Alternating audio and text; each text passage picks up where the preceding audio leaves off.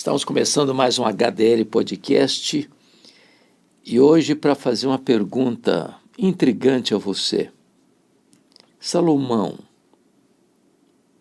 foi um herói ou um fiasco? Nós vamos tratar deste assunto aqui, o grande Salomão, herói ou um fiasco? Mas embora não, que nós vamos conversar sobre esse assunto a partir de agora.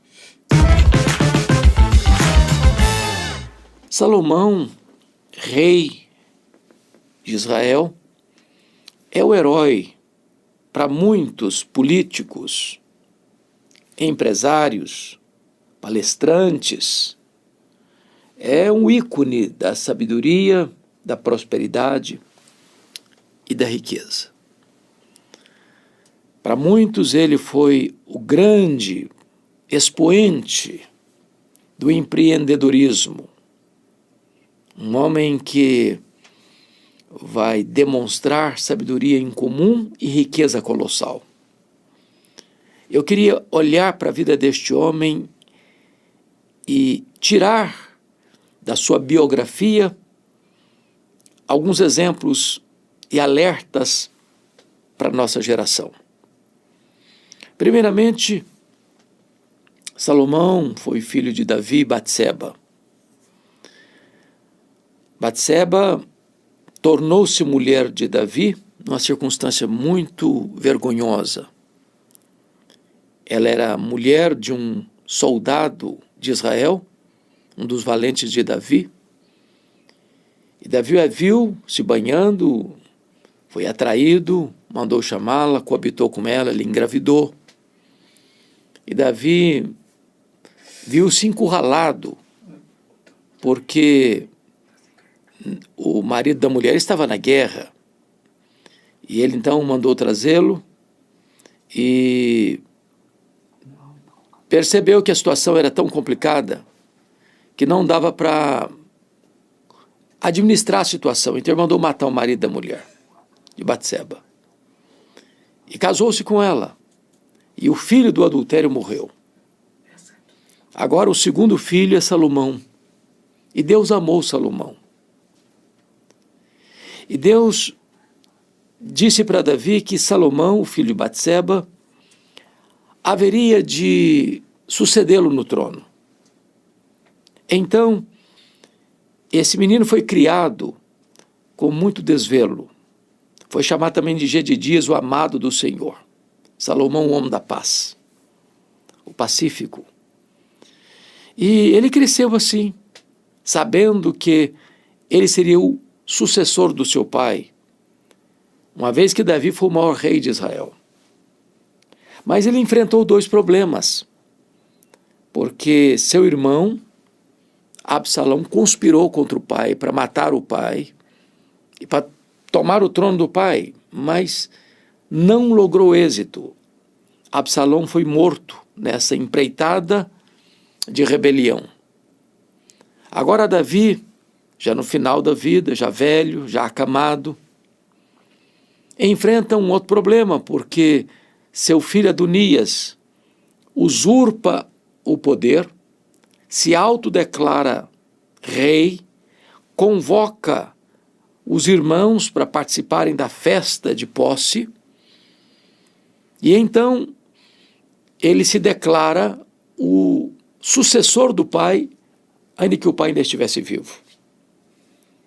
Por intervenção do sacerdote e de Batseba, Davi ainda tem forças e disposição para reverter o quadro, para chamar Salomão, para mandar ungir Salomão, para trazer Salomão para sentar no trono e proclamar a Israel que Salomão era um novo rei.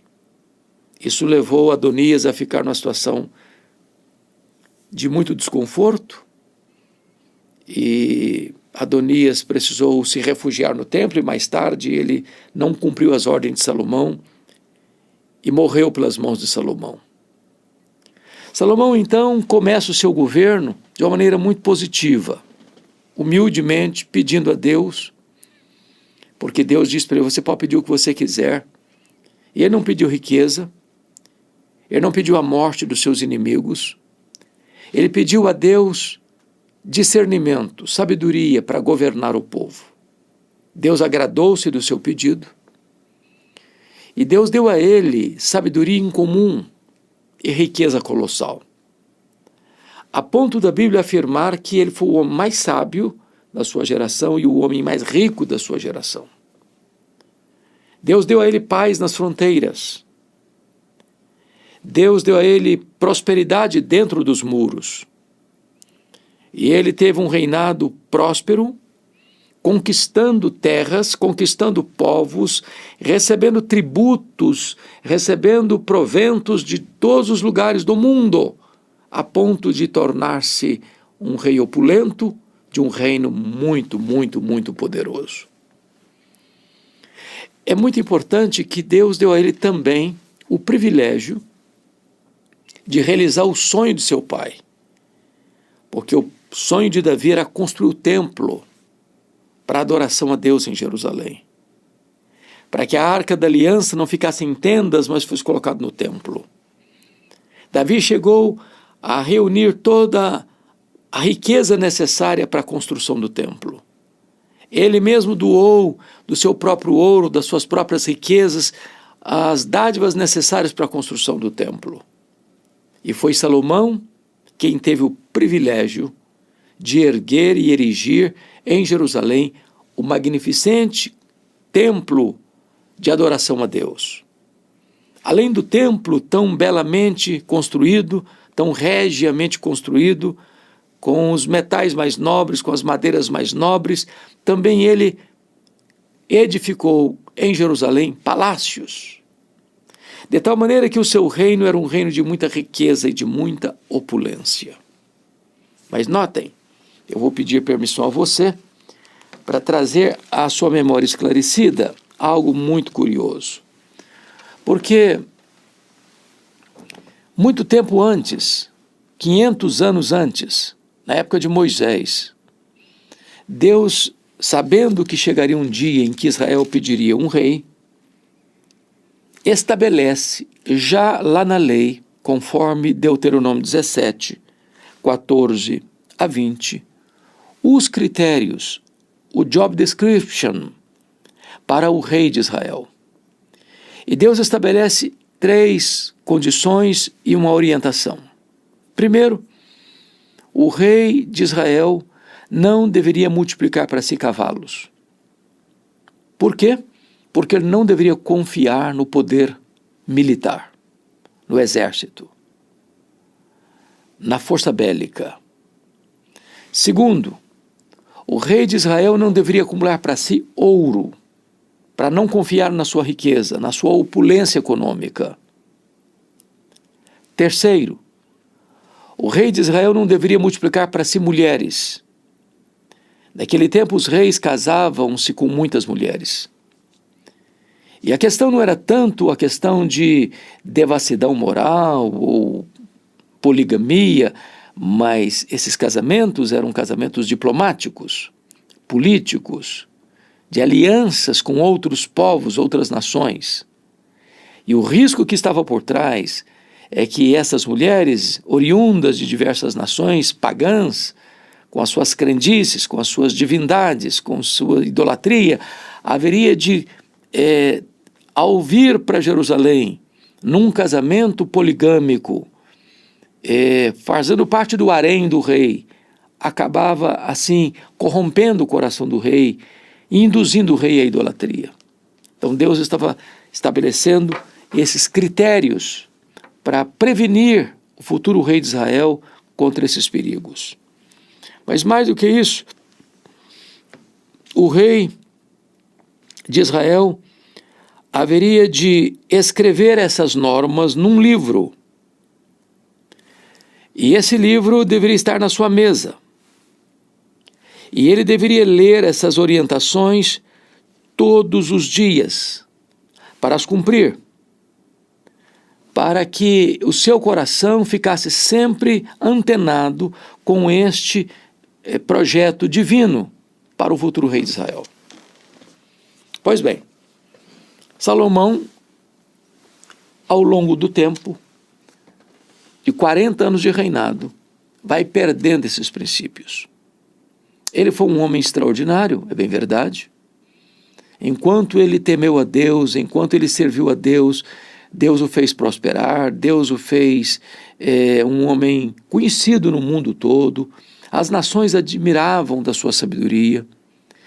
Ele escreveu na sua juventude o livro de Cântico dos Cânticos, ele escreveu na sua maturidade o livro de Provérbios, ele escreveu na sua velhice o livro de Eclesiastes, ele escreveu milhares de provérbios, cânticos, foi um homem entendido de ciência biológica, zootecnia, ele teve uma cultura enciclopédica, mas Salomão começa a desviar-se da rota ao transgredir todos esses preceitos estabelecidos por Deus para um rei de Israel. Primeiramente, ele multiplica para si cavalos, e ele ajunta milhares e milhares de cavalos, trazendo esses cavalos da Cilícia e do Egito, contrariando o preceito de Deus. Ele multiplica para si ouro, sem conta, deixando o seu coração se envaidecer por causa dessas muitas e muitas e muitas riquezas. Ele multiplica para si mulheres, a ponto de ter 700 mulheres princesas e 300 concubinas. O seu harém era o maior harém, talvez, do mundo. E assim ele vai quebrando preceito por preceito. É curioso que lá em Eclesiastes capítulo 2, nós vamos encontrar que ele viveu na opulência. Durante os 40 anos do seu reinado, ele viveu regiamente, nababescamente, com mesas muito fartas, e ele estabeleceu que cada província do seu reino deveria bancar as contas palacianas por um mês, em rodízio.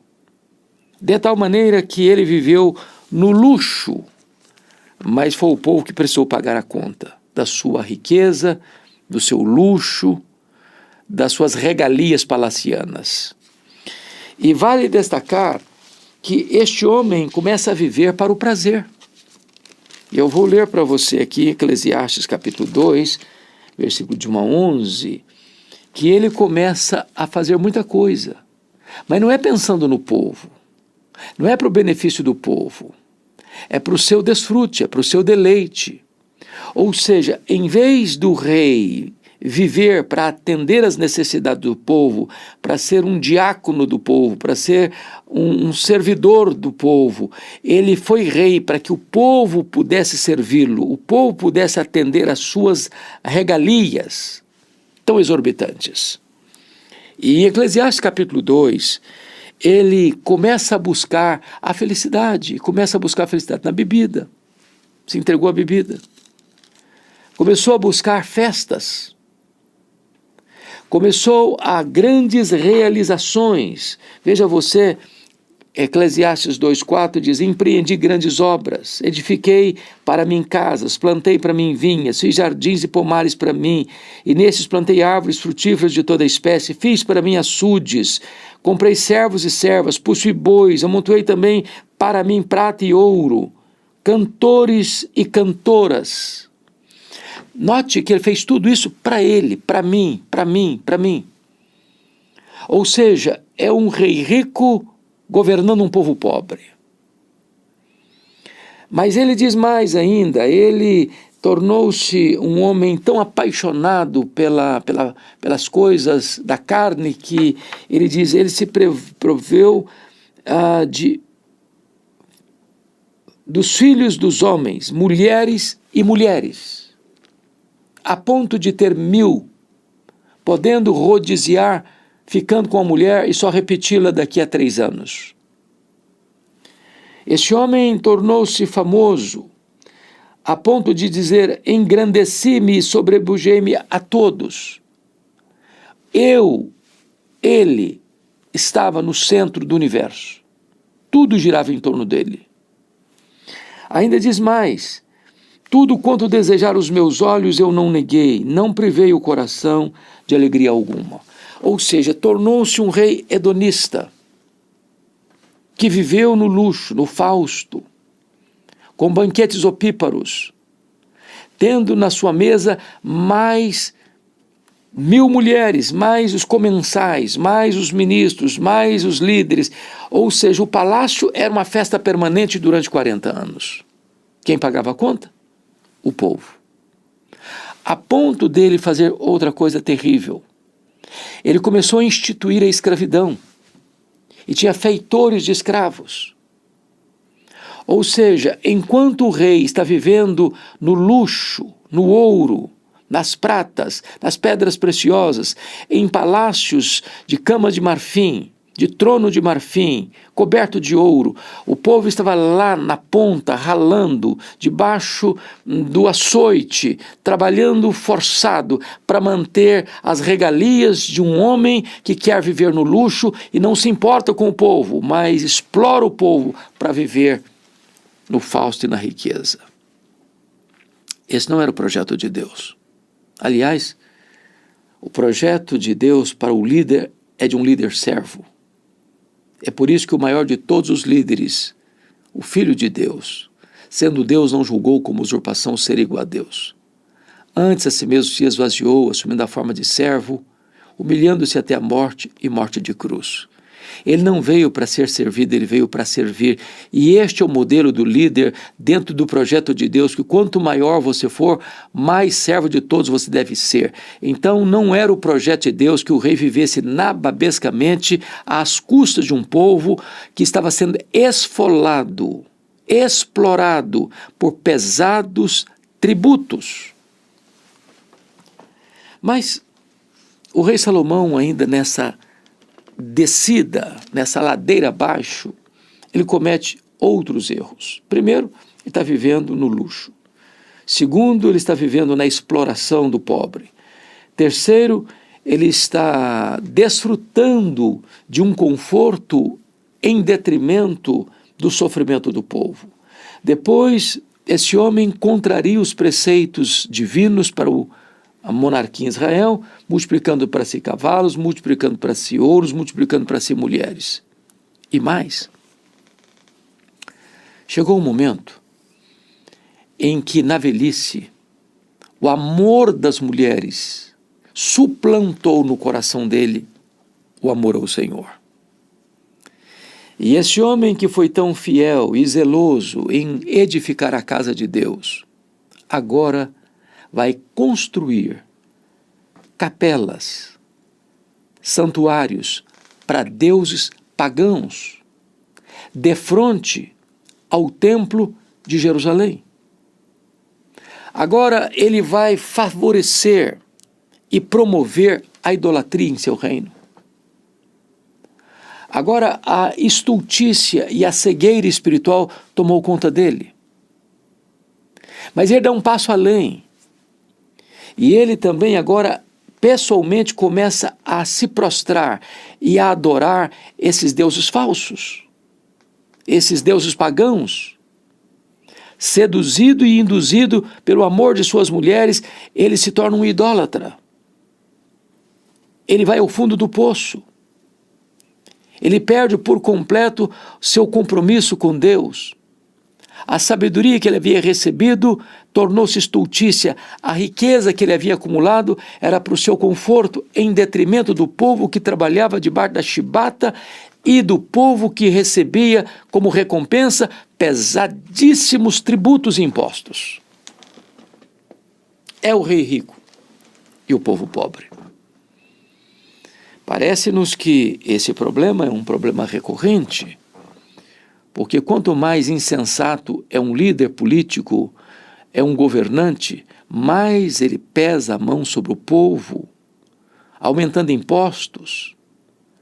E isso não é um ato sábio, porque ele, em vez de ele promover a riqueza, em vez dele facilitar para os empreendedores, em vez de facilitar para que os empresários possam crescer e assim ter mais emprego e poder pagar melhor os seus assalariados, ele vai minando, ele vai solapando a economia, buscando viver alienado do povo no luxo, no fausto, na riqueza, na pompa, enquanto lá na ponta gente está gemendo, gente está com o pescoço esfolado pela canga de pesados tributos.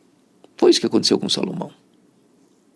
Mas Deus então fica irado com ele e diz para ele que o seu reino vai ser tomado dele. Não vai ser no período dele, não, por amor a Davi, não por amor a ele, por amor a Davi. E Deus indicou então, por meio do profeta Aías, que Jeroboão, que era um feitor de escravos, empregado de Salomão, seria esse homem. Salomão então persegue esse camarada para matá-lo, e ele tem que fugir para o Egito, para as sombras do faraó, para não ser morto por Salomão. Salomão perdeu por completo a sua destreza, a sua sabedoria, o seu temor a Deus, e caiu nas malhas da idolatria, da apostasia, da corrupção. Mas ainda mais, Salomão não teve o cuidado, a sabedoria, a prudência de preparar o seu sucessor. Alguém já disse, e eu concordo, sucesso sem sucessor é fracasso. Depois de 40 anos de reinado, com a morte de Salomão, o seu filho Roboão assume o governo. Quando Salomão começa a reinar, Roboão tem apenas 1 ano. Roboão viveu no palácio 40 anos. Menino mimado, criado a pão de ló, banquete todo dia, música todo dia, festa todo dia, luxo todo dia, regalia todo dia. Não sabia o que era luta, não sabia o que era sofrimento, não sabia o que era a dor do povo, não estava acompanhando o sofrimento dos seus súditos, e ele assume o governo nessa conjuntura. Quando ele assumiu o governo, esse cidadão, Jeroboão, retorna do Egito, lidera o povo para uma audiência com o rei Roboão. E eles disseram, por meio de Jeroboão, o seguinte: olha, rei, Salomão pesou demais a mão sobre nós. Ele viveu no luxo, mas nós vivemos debaixo da canga de pesados impostos e tributos. Então viemos aqui fazer uma reivindicação. Abaixa os impostos, alivia os tributos, nos permita respirar. Nós estamos pagando, nós estamos trabalhando apenas para pagar a conta do rei. Nós queremos também usufruir um pouco do fruto do nosso trabalho. Nós temos os nossos filhos, nós precisamos dar a eles uma vida digna. Alivia os impostos e nós seremos fiéis. E nós nos comprometeremos em servi-lo e acompanhá-lo e honrá-lo no seu reinado. O filho de Salomão escutou essas reivindicações e foi buscar conselhos. Aconselhou-se com os anciãos, e os anciãos disseram: olha, atenda o povo. De fato, Salomão acumulou muito ouro, muita prata, muita riqueza. Viveu no luxo 40 anos, mas quem pagou a conta foi o povo. Não tem almoço de graça. Se alguém está comendo de graça, alguém está pagando a conta. Ele não gostou do conselho.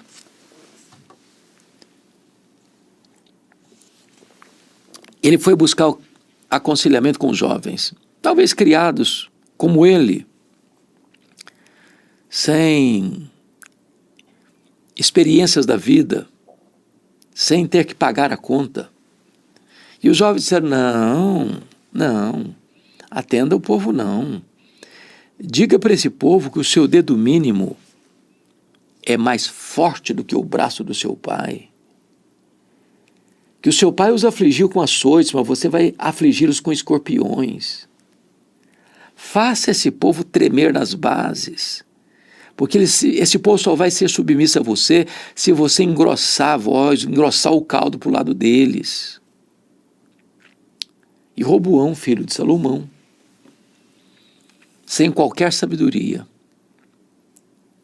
acolhe o péssimo conselho dos jovens e vai resultar numa rebelião. Jeroboão capitaneia e lidera o povo e provoca uma cisão. 10 das 12 tribos de Israel seguiram a liderança cismática de Jeroboão I. Só as tribos de Judá e Benjamim ficaram fiéis à dinastia davídica, debaixo do governo de Roboão. 10 tribos fugiram de debaixo do guarda-chuva de Roboão e foram servir a Jeroboão, que formou um outro reino, concorrente e rival do reino do sul, do reino de Judá.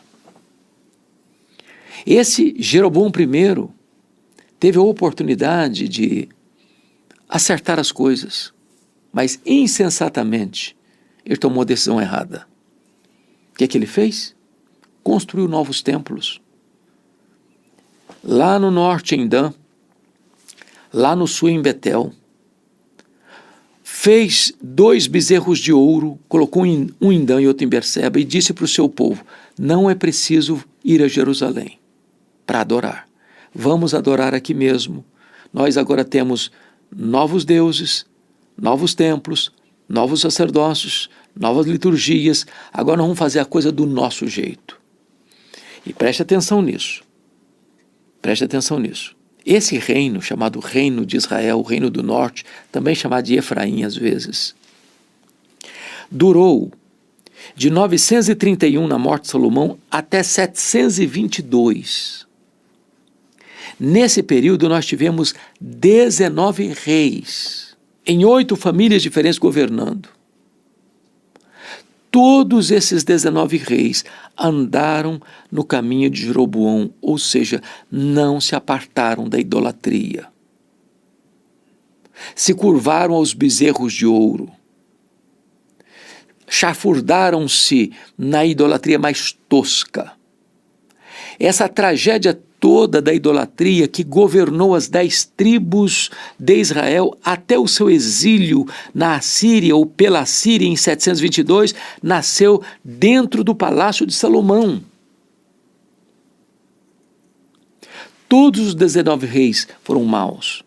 Jeroboão I, Nadab, Baasa, Elá, Zinri, Onri, Acabe, Acasias, Jorão, Jeú, Jeoacás, Jeoás, Jeroboão II, Zacarias, Salum, Menahem, Pecaías, Peca e Oséias. Desses 19 reis, vários foram assassinados. E o regicida, o assassino do rei, é quem assumiu o trono. Por exemplo, Elá foi assassinado por Baasa. Nadab foi assassinado por Baasa. Elá foi assassinado por Zinri. Zinri cometeu suicídio. Jorão foi assassinado por Jeú. Zacarias foi assassinado por Salum. Salum foi assassinado por Menahem. Pecaías foi assassinado por Peca. Oséias foi levado cativo para a Síria, para Nínive. Veja você que essa confusão das 10 tribos do norte, mergulhadas na idolatria, na feitiçaria, no culto a Baal, adoração de bezerros de ouro, o trono, um centro de conflito, de intrigas, de traições, de conspirações, tudo isso nasceu dentro da casa de Salomão.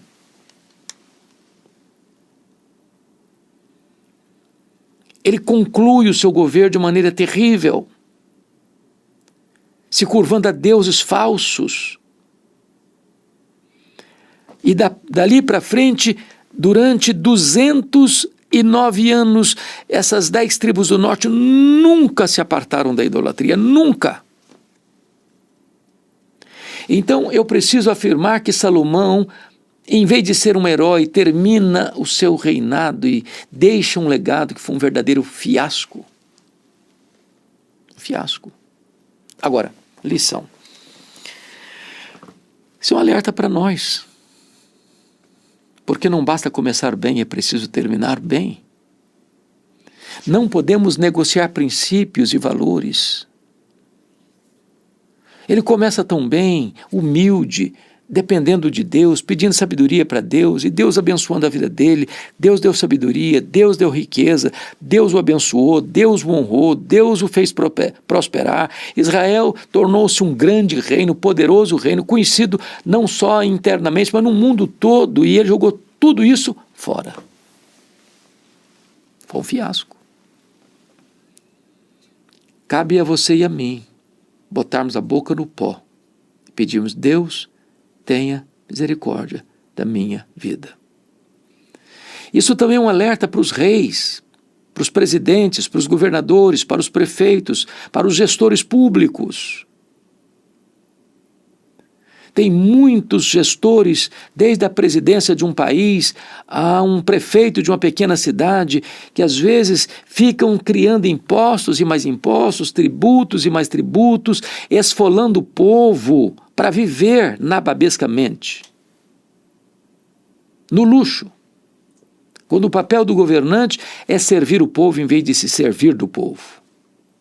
Que Deus nos ajude a ter olhos para ver, ouvidos para ouvir e coração para perceber as lições que podemos tirar da vida deste homem chamado Salomão. Bom, se você gostou desta mensagem e foi edificado por ela, se esses alertas serviram de lição para o seu coração, eu te peço, partilhe essa mensagem com outras pessoas.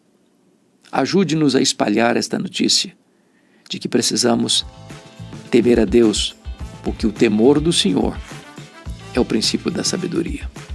Deus abençoe sua vida.